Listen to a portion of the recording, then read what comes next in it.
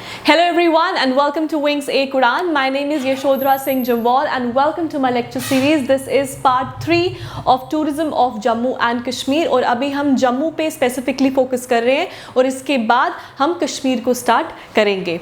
हमारे description box में हमारे सोशल मीडिया हैंडल्स हैं. Do link with us, do join us and those who haven't subscribe to us yet, Don't forget to subscribe to us and do not forget to hit the bell icon ताकि हम कोई भी नई video notification लाए तो आपको उसका notification आ जाए. But first of all, please take a screenshot.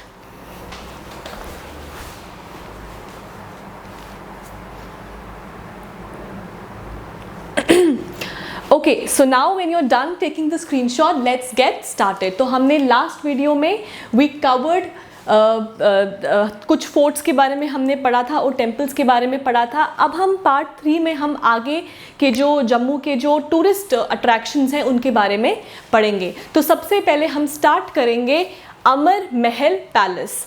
Now Amar Mahal palace, जिसको आज के टाइम पे अमर महल म्यूजियम एंड लाइब्रेरी के नाम से भी जाना जाता है, तो ये दोनों एक ही हैं. अगर हम अमर महल पैलेस की बात करें तो it was built for and by Raja Amar Singh. So it was built for and built by, both are the same, that is for Raja Amar Singh. और राजा अमर सिंह कौन थे? राजा अमर सिंह जी के बेटे was Maharaja Hari Singh, right? So राजा अमर सिंह, ये जो अमर Mahal palace है, it was built for and by Raja Amar Singh. Now in 1885 इसका जो कंस्ट्रक्शन था it was being started, लेकिन 1808 में इसका कंस्ट्रक्शन अभी चल ही रहा था जब राजा अमर सिंह की डेथ हो जाती है. ठीक है, तो आपको याद रखना है कि 1885 में द कंस्ट्रक्शन वाज स्टार्टेड और 1808 में the construction was still going on जब इनकी डेथ हो जाती है. और इनकी डेथ के बाद फिर इसका जो कंस्ट्रक्शन था वो पूरा का पूरा कंप्लीट होता है. नाउ आपको कंफ्यूज नहीं होना है विद 1862. नाउ 1862 में जो ये अमर महल का जो पूरा नक्शा था उसका प्लान पास किया गया था. So not to get confuse with 1862 में the plan was being passed, लेकिन कंस्ट्रक्शन वाज स्टार्टेड इन 1885. ठीक है, सो स्टार्टेड इन 1885 और फिनिश जब 1908 में कंस्ट्रक्शन अभी चल ही रहा था जब इनका डेथ हो जाता है. Now this was built by a French architect. Very important कि it was built by a French architect और इसमें यूरोपियन और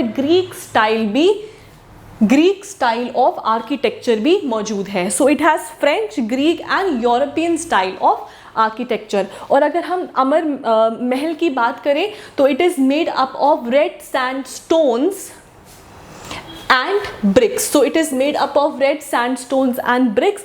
अगर आप I'm sure बहुत लोगों ने देखा भी होगा और जिन्होंने नहीं देखा है तो आप इसकी सर्च करके फ़ोटो देख सकते हैं. It is very beautiful. It is reddish in color because it is made up of red sandstones and bricks. Now अब ये जब अमर महल पैलेस बना, ये पैलेस था. अब इसकी इम्पोर्टेंस सबसे बड़ी तो यही है कि it was the last official residence of Dogra dynasty. So what was it? It was the last official residence of Dogra dynasty. अब लास्ट ऑफिशियल रेजिडेंस क्यों? क्योंकि इसके बाद तो डोगरा डायनेस्टी खत्म हो गई थी महाराजा हरि सिंह के बाद. So this was the last official residence. Now one more thing which you need to remember is कि यहाँ पे before turning it into a museum यहाँ पे कौन रहता था? So you have to remember Maharani Tara देवी, जो कौन थी? जो वाइफ थी महाराजा हरि सिंह की, वो यहाँ पे रहती थी. और फिर लेटर ऑन अराउंड 1967 के अराउंड तक जब इनकी डेथ हो गई उसके बाद this was being change to museum. लेकिन उससे पहले ये यहाँ पे रहती थी टिल हर डेथ. जब तक इनकी डेथ नहीं हुई तब तक महारानी तारा देवी यहाँ पे रिजाइड करते थे. और महारानी तारा देवी थे कौन? She was the wife of Maharaja Hari Singh. Fine. Now Amar Mahal palace, it has beautiful collection of books. अब इसको म्यूज़ियम एंड लाइब्रेरी इसीलिए कहते हैं क्योंकि इसमें इतनी ज़्यादा हिस्टोरिकल और कल्चरल इंपॉर्टेंस की बुक्स मौजूद है. Therefore it has a library and the biggest attraction is the golden throne. यहाँ पे एक गोल्डन चेयर या थ्रोन मौजूद है जिसका weight is almost 120 kg solid gold. So it is, अगर आप में से कोई गए हैं अमर महल पैलेस तो आपने देखा होगा कि एक बहुत खूबसूरत, इट इज़ अ ग्लास सा उन्होंने बनाया हुआ है, एक ग्लास वॉल्स बनाई हैं और अंदर the throne is there and it is 120 kg pure gold और solid gold. Fine. So it is the last official residence as I told you. And then later on, अब क्या था ना, डॉक्टर करन सिंह एंड उनकी वाइफ यशोराजे लक्ष्मी, उनके ही time में ही उन्होंने ही दिस पैलेस, इस पैलेस को कन्वर्ट कर दिया था म्यूजियम में. अब म्यूजियम में कन्वर्ट करने का मतलब ये था दैट दे वांटेड कि एक ही छत के नीचे एवरीथिंग कुड बी प्रेजेंट. मतलब लाइब्रेरी जो डोगरा डायनेस्टी की जो उनका पास रह चुका है डोगरा डायनेस्टी का, वो बता सके. इसके अलावा it has beautiful family portraits. So it is एक तरीके का एक छत के नीचे डोगरा कल्चर हेरिटेज को प्रिजर्व करने के लिए, या एक छत के नीचे everybody can come and see that how glorified, how what glory it has in the past of Dogras. तो इसीलिए उसको इस महल को कन्वर्ट कर दिया गया था म्यूजियम में. फाइन. सो नाउ जब इसको कन्वर्ट कर दिया गया था म्यूजियम में, अब म्यूजियम की इनॉग्रेशन, माइंड यू म्यूजियम की इनॉग्रेशन, नॉट द पैलेस. तो कंफ्यूज मत होना कि 1975 में कैसे पैलेस की इनॉग्रेशन हुआ. जब इसको म्यूजियम में कन्वर्ट कर दिया गया, फिर इस म्यूजियम की इनॉग्रेशन के लिए उस टाइम पे the former prime minister of India that is Indira Gandhi had come, और 1975 में it was officially been inaugurated and open for general public. Fine. So it has, I told you, it has red sandstone का है ये और BRICS का बना है. And इसकी की अट्रैक्शंस क्या है? आई टोल्ड यू, लाइब्रेरी है, बुक्स हैं, गोल्ड थ्रोन है. इसके अलावा इट हैज़ पहाड़ी, डोगरी एंड कांगड़ा पेंटिंग्स. ठीक है. So it has attractions of Pahari, Dogri and Kangra paintings and lot more in the Amar Mahal palace. Fine. तो अभी हमने कवर किया अमर महल पैलेस के बारे में. अब आता है Dogra art museum. Now first of all, ये डोगरा आर्ट म्यूजियम जो है वो कहाँ पर मौजूद है? It is present in the Mubarak Mandi complex. अब ये जो डोगरा आर्ट म्यूजियम है, ये एक म्यूजियम है जो क्या दिखाता है? डोगरा कल्चरल हेरिटेज का सिंबल है. सो डोगरा आर्ट म्यूजियम या डोगरा आर्ट गैलरी भी इसको कहा जाता है. So it is actually a symbol of Dogra cultural heritage. इसके अलावा what all things are important और क्या क्या इसकी अट्रैक्शंस है? The main attraction is the Pahari miniature paintings, very important from Basohli. अगर आपको पता हो तो बसोली पेंटिंग्स वैसे ही बहुत ज़्यादा फेमस है क्योंकि जो इनके ऊपर जो पेंटिंग किया जाता है वो बहुत बारीक होता है and it is very beautiful also. तो इसीलिए यहाँ की जो पहाड़ी मिनिएचर पेंटिंग्स हैं जो स्पेशली बसोली की हैं, they are the main attractions. इसके अलावा यहाँ पे पोशाक मतलब जो कपड़े होते हैं उस टाइम के पोशाक इज़ मौजूद. And most importantly what is पहाड़ी मिनिएचर पेंटिंग्स? पहले तो दिस इज़ फ्रॉम बसोली, और मिनिएचर हो गया, मिनिएचर का मतलब होता है छोटा. सो मोस्टली वो पेंटिंग्स जो लीफ क्लॉथ, जो छोटी छोटी बारीकियों के साथ छोटे छोटे उस पर की जाती है, उसको हम बोलते हैं miniature painting. So it has beautiful miniature paintings. इसके अलावा जो उस टाइम की पोशाकें थी एंड ऑल दोज उस टाइम की जो कल्चरल हेरिटेज हैं डोगरास की, वो यहाँ पे रखी गई हैं, which is open for public for general public to go there and to see. So this is your Dogra art museum. इसके अलावा very important, it has 7,216 objects of cultural and historical importance. very important कि इसमें 7,216 objects हैं जो cultural और historical importance की जो चीज़ें हैं वहाँ पे मौजूद हैं. So what did we do? We did Amar Mahal palace, या और अब के टाइम पे अमर महल म्यूजियम और लाइब्रेरी सॉरी, और इसके बाद हमने किया डोगरा आर्ट म्यूजियम के बारे में. फाइन. नेक्स्ट आता है आपका बलिदान स्तंभ.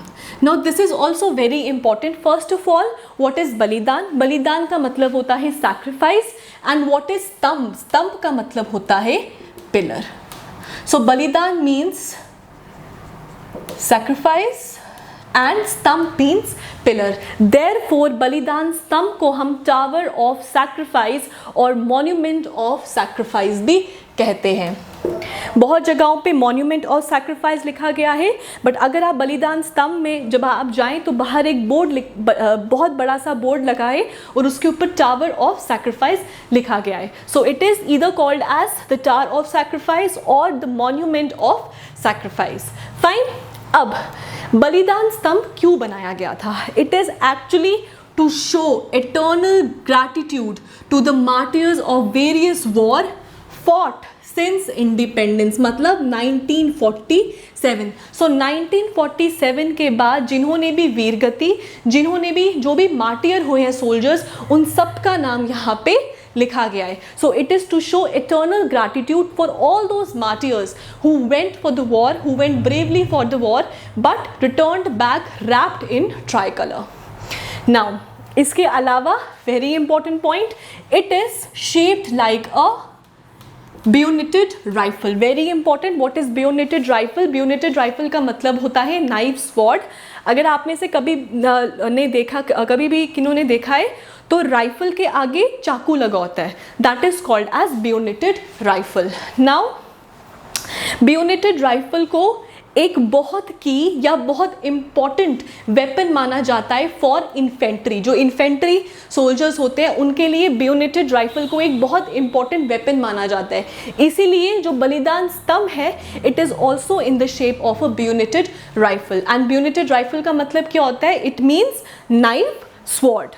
इसके अलावा जो ये पिलर है, इसकी जो ऑफिशियली जब ये जनरल पब्लिक के लिए खुल गया था कि आप वहाँ जाके विजिट कर सकते हैं, it happened in 2009। So officially जो ये पिलर है इनॉग्रेट कब हुआ था? Officially it got inaugurated in 2009, after which it was open for general public. और यहाँ पे जो मार्टियर्स हैं उनका नाम कौन से ईयर के बाद लिखा गया है? 1947 से लेके टिल डेट जितने भी मार्टियर्स हुए हैं उनका नाम लिखा गया है। एंड यहाँ पे एक अमर ज्योति भी है जो जलती है, जो उस टाइम से लेके अब तक जलती आ रही है, जैसे इंडिया गेट में भी जलती है। Now it is, I told you, it is a eternal gratitude, so it is a symbol of gratitude। जो लोग वॉर के लिए गए थे बहुत bravely but they all came back wrapped in tricolour. ठीक है, तो उनको ग्रैटिट्यूड, उनको धन्यवाद करने के लिए ये जो है बलिदान स्तंभ बनाया गया है। नाउ अब आपको सबसे इम्पॉर्टेंट चीज़ जो ये याद रखनी है वो ये है कि इट वॉज द बिगेस्ट, ये बिगेस्ट वॉर मेमोरियल था until and unless national war memorial of India was built. So it was the biggest war memorial in India until and unless the National War Memorial of India was built. Now your question is, आपका question ये है homework के लिए कि आप मुझे बताएंगे कि National War Memorial of India कौन सी स्टेट या कौन से यूनियन टेरिटरी में है एंड इसकी लोकेशन क्या है, किस स्टेट में या किस यूनियन टेरिटरी में ये लोकेटेड है, किस जगह पे ये है, और उस स्टेट या यूटी में किस जगह पे स्पेसिफिकली इसका लोकेशन है, और इसका ईयर ऑफ एस्टैब्लिशमेंट। ठीक है, तो आपको मुझे बताना है कि जो नेशनल वॉर मेमोरियल है इंडिया का वो कौन सी स्टेट या यूटी में लोकेटेड है। Question number 1। Question number 2 is कि उस स्टेट और यूटी में प्रॉपर उसकी लोकेशन क्या है, point number 2, question number 2। And question number 3 is कि कौन से ईयर में this national war memorial of India was been established. Fine. और जब तक national war memorial of India नहीं बना था उस टाइम से पहले तक जो बलिदान स्तंभ है Jammu and Kashmir rather, it was the biggest war memorial of India. Fine. Now so this is what did we do today? We did Amar Mahal Palace, we did Dogra Art Museum, number 4th we did number 3rd we did Balidan Stambh, and now we'll be talking about Purmandal. अब परमंडल का आपको सबसे पहले ये चीज़ याद रखना कि परमंडल के फाउंडर कौन थे। It is believe that the founder of Purmandal was महाराजा गुलाब सिंह। परमंडल को छोटा काशी भी कहा जाता है। इंपॉर्टेंट पॉइंट टू रिमेंबर कि इसको ऑल्सो नोन एज छोटा काशी। अब जो परमंडल है, जो उसका प्रेजेंट कॉम्प्लेक्स है, जो परमंडल श्राइन का, it was built by Maharaja Gulab Singh and also उन्होंने, महाराजा गुलाब सिंह ने वहाँ पे संस्कृत विद्यालय भी खोला था on the bank of river Devika. Now there are 3 point which you need to remember. Point number 1, जो परमंडल श्राइन का जो मेन कॉम्प्लेक्स है ना, it is dedicated to which god और goddess? So it is dedicated to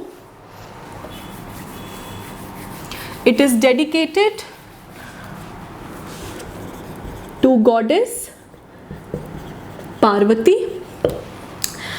so it is जो main shrine है, temple shrine है, it is dedicated to goddess Parvati, number 1। लेकिन इसके अलावा there are number of small temples dedicated to lord Shiva. So main shrine dedicated to goddess Parvati, but then there are lot more temples वहाँ पे, और बहुत temples मौजूद है which are dedicated to lord Shiva. So this is point number 2। Third point is Devika river के बारे में। So what is the third point? कि देविका रिवर। अब देविका रिवर का आपको एक चीज़ याद रखना है कि परमंडल को हम मानते हैं कि it is on the bank of river Devika, and Devika river की बात की जाए तो देविका रिवर को यंगर सिस्टर ऑफ गंगा माना जाता है। और गंगा क्या है? Ganga is the holiest river of India. So Devika river को यंगर सिस्टर ऑफ गंगा भी माना जाता है। एंड जो परमंडल श्राइन है, जो मेन कॉम्प्लेक्स है, it is dedicated, it was built by Maharaja Gulab Singh. और जो टेम्पल है, जो मेन टेम्पल है, it is dedicated to goddess Parvati, but then there are lot more temples dedicated to lord Shiva. तो ये दोनों ही गॉड गॉडेसेस का आपको नाम याद रखना है, और परमंडल को हम छोटा काशी के नाम से भी जाना जाता है। Fine, so this is part 3 of tourism of Jammu and Kashmir. अब इन माय नेक्स्ट वीडियो हम एक डिटेल्ड MCQ सेशन करने वाले हैं।